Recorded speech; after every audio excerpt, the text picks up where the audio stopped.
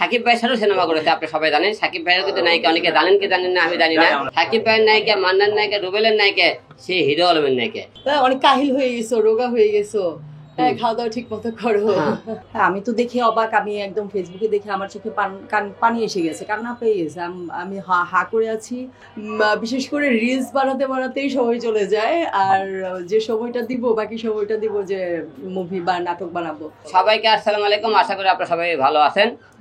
যে আপনারা জানেন আমার পাশে যাকে দেখতেছেন সে এক সময়কার সুপার ডুপার সিনেমার নায়িকা, আমাদের একা বা মান্না, রুবেল, আলেক ভাই, এমন আমির খান ভাই, এমন কোনো ট্রিপল হ্যাট্রিক, হ্যাঁ ছবি হিট, এবং এমন কোনো নায়িকা নাই, নায়ক নাই যে তার সাথে সাকিব ভাই ছাড়াও সিনেমা করেছে, আপনি সবাই জানেন। সাকিব ভাইয়ের কিন্তু নায়িকা অনেকে জানেন কি জানেন না আমি জানি না।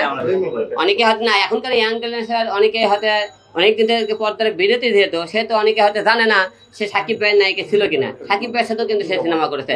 সাকিব ভাইয়ের নায়িকা, মান্নার নায়িকা, রুবেলের নায়িকা, সে হিরো আলমের নায়িকা। হিরো আলমের সাথে দুইটি সিনেমা করেছে, একটা হলো বাচ্চাটা কিং, একটা হলো আইলেসরা।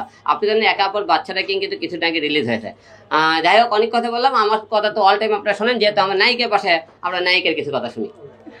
আসসালামু আলাইকুম, সবাইকে অসংখ্য ধন্যবাদ, অনেক অনেক ভালোবাসা অবিরাম। আর হিরো তো অসুস্থ ছিল, ওর উপরে নাকি হামলা টামলা, আমি হুট করেই চলে এলাম, কারণ আমার সেট লক হয়ে যাওয়ার কারণে সবার সঙ্গে আমি একটু মানে যোগাযোগ করতে পারছি না। তো আমি এসে তো দেখলাম আলম অনেক কাহিল হয়ে গেছো, রোগা হয়ে গেছো, খাওয়া দাওয়া ঠিক মতো করো। ঠিক আছে, আমরা প্রশ্ন এই আর কি। তো সাংবাদিক ভাইয়েরা সবাই কেমন আছেন? সেটাই, আমাদের দুই ভাই বোনের বা আমাদের দুই বন্ধুর এরকম, আমারও মাঝে মাঝে এরকম হয়, কিন্তু আমি অনেকটা কাটিয়ে উঠেছি। শুরুতে আমার এরকম হতো। তো একটা বিষয় কি, যার কাটতি আছে, যার নাম আছে, যাকে দূরে থেকে সবাই ভালোবাসে, তাকে অনেকে জেলাসও করে, যে কারণে কিছু স্লিপিং এনিমি বা শত্রুতা থাকতে পারে, যে কারণে হামলাটা হতে পারে না, হিংসার বশবর্তী হতে পারে বা সামথিং এরকম লাইক দ্যাট। তো আমি যেটা বলবো, সাবধানে থাকতে হবে সবসময়, প্রয়োজনে বডিগার্ড রাখতে হবে।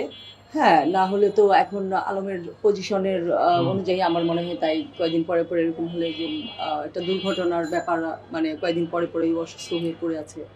হ্যাঁ, আমি তো দেখে অবাক, আমি একদম ফেসবুকে দেখে আমার চোখে পানি এসে গেছে, কান্না পেয়ে গেছে। আমি হা করে আছি।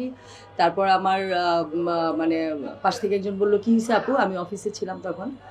তো বললো যে কি হয়েছে আপু, হঠাৎ করে ফ্রিজ হয়ে গেছেন? আমি কি না, আলম মেরে মুড়ে এরকম রক্তাক্ত করে দিয়েছে, আমার তো দেখতে যাওয়া উচিত। আমি এই 3-4 দিন আগে দেখলাম, দেখে তারপরে যে আজকে একটু সময় করে চলে আসলাম আর কি। হ্যাঁ, এটা অন রিকোয়েস্টই হয়েছে, আর ও অনেক রিকোয়েস্ট করেছে আমাকে। আর তখন তো আমি মুভি, আর এখন আমি মুভিতে তেমন একটা ইন্টারেস্ট না অভিনয় করার জন্য, বাট আমি মুভি মেক করছি। 3টা মুভি আমি মেক করছি, আমার আগের 3টা আবার রিমেকে যাচ্ছি, ওখানে আলমও আছে 3টা মুভিতেই। আর অ্যাটলিস্ট আমি নায়ক চেঞ্জ করার জন্য মুভিগুলি 35 থেকে এতদিন পড়েছিল, আবার ওগুলোতে কাজে হাত দিলাম, আবার কাম ব্যাক করলাম আর কি। আর তাছাড়া আমার নিজের প্রোডাকশনে আমি আমার ইউটিউব চ্যানেল, আমার পেজ, ফেসবুক নিয়ে এত ব্যস্ততার ভিতর থাকি যে আর সময় দিতে পারছি না। বিশেষ করে রিলস বানাতে বানাতেই সময় চলে যায়, আর যে সময়টা দিব বাকি সময়টা দিব যে মুভি বা নাটক বানাবো। তো শিডিউল করে আগামীতে করার চেষ্টা করবো।